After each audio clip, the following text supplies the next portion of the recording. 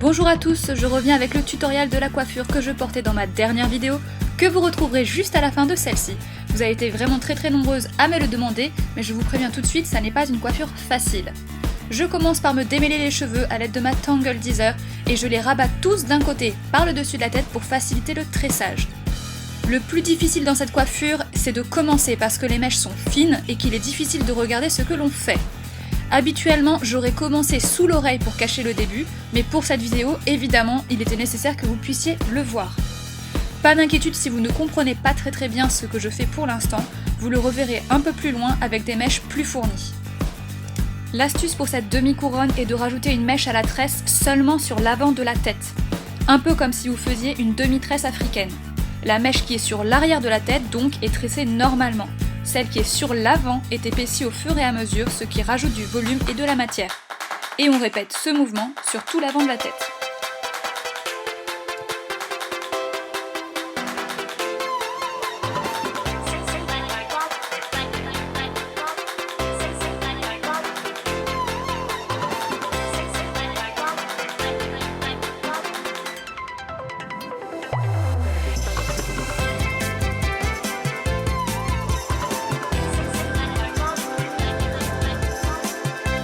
À la mèche qui est située à l'avant, côté front, on rajoute une portion de cheveux.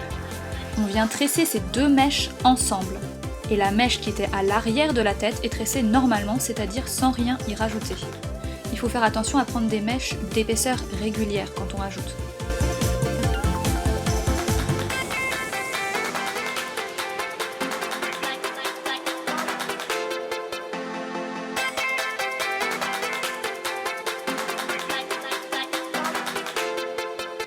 Une fois arrivé sous l'oreille, je choisis d'attacher ma demi-couronne avec un simple élastique, mais si vous vouliez faire une couronne entière, il suffit de continuer. Seulement seul, c'est très compliqué.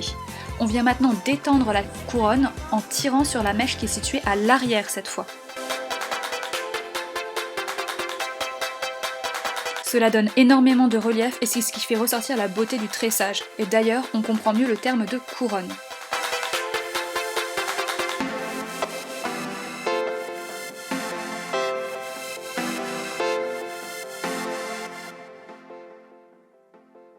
On aurait pu s'arrêter là, mais j'ai décidé d'en profiter pour vous montrer comment je boucle mes cheveux. J'utilise le Curl Secret de Babyliss et je précise que je ne suis pas sponsorisée. Il est vraiment très pratique pour les débutantes, il n'y a aucun risque de se brûler les doigts et en plus il boucle tout à votre place. Je l'ai réglé sur la température la plus basse pour ne pas trop abîmer mes cheveux et j'ai choisi le bouclage en 10 secondes qui donne des boucles souples. On a le choix entre 8, 10 et 12 secondes. Je commence par prélever une mèche assez fine et je vous montre en temps réel comment il boucle pour que vous ayez une meilleure idée de ce qu'il fait. Il vient donc aspirer la mèche, il l'enroule, il va biper à plusieurs reprises.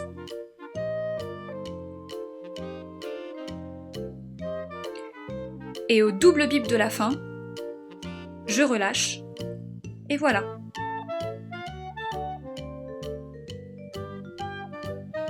Admirez cette organisation, vraiment tout y passe. Je le trouve vraiment très pratique. Chez moi en plus les boucles sont vraiment longue tenue, ce qui n'est pas le cas d'habitude. Ici je garde mes boucles au moins toute la journée.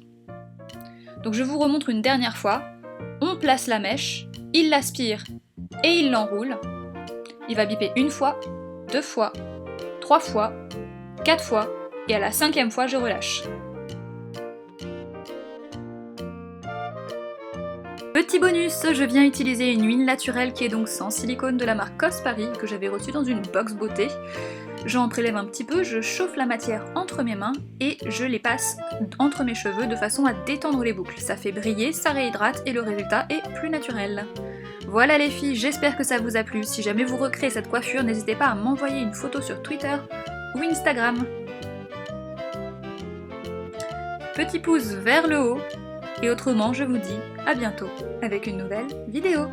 Oyez, les gagnantes de mon dernier concours ne se sont toujours pas manifestées. Je t'invite donc à venir cliquer sur cette vidéo-là pour vérifier à la toute fin si ça ne serait pas toi.